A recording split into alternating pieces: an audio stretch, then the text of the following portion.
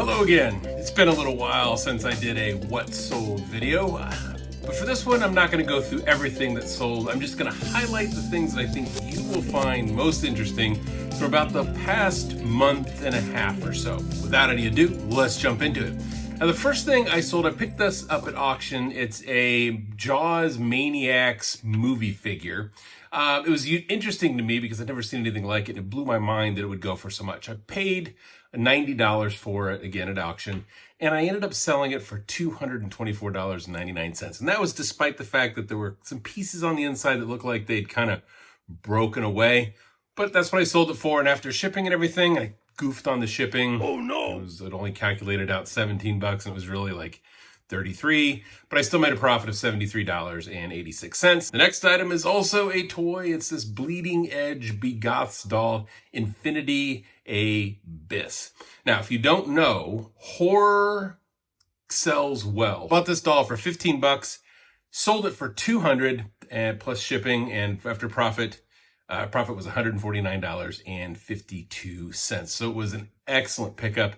The next item is fantasy themed Reaper minifigs for games like Dungeons and Dragons or Pathfinder or what have you. But I picked them up for $25, sold them for $115 plus shipping. So I profited $68.28.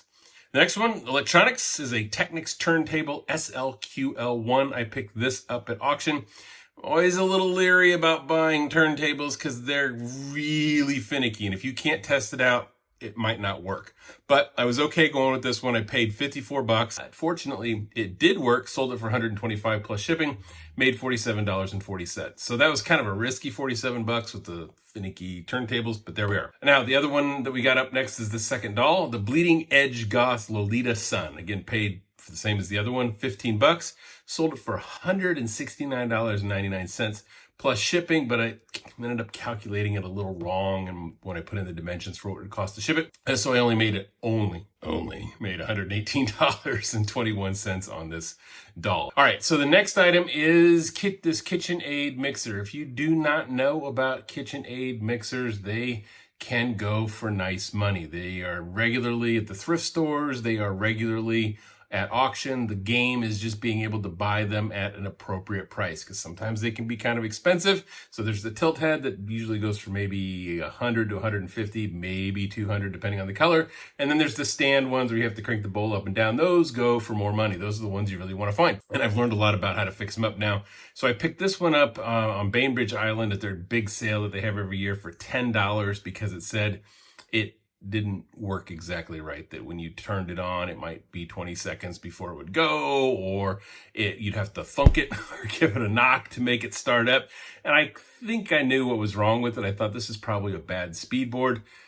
Got it, tested it out, turned out it was a bad speed board, and so I put that in. That was $90. The mixer cost $10, the speed board cost $90. I sold it for $200, which means I made $99.08 for selling that mixer. And I didn't sell that on eBay. I sold it on Facebook. I didn't want to have to ship it. It's heavy. It would really cut into my profits, but I really learned about mixers by shifting gears back to electronics. We've got this Panasonic Blue Line VCR. I paid $6 for it, sold it for $60 plus shipping, which means I made $40.88.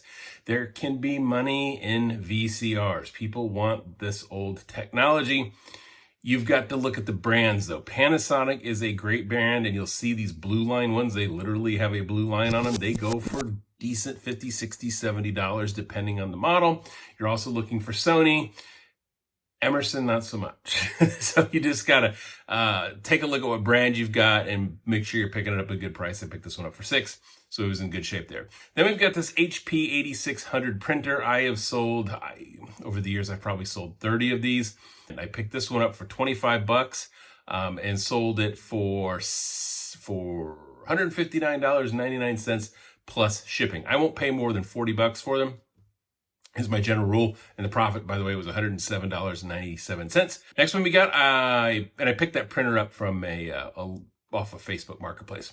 So this next one is a Canon Super Ultrasonic Lens that I picked up as part of a lot on a local auction house. So I paid $54.50 for it, sold it for $156 plus shipping. So the profit was $75.55.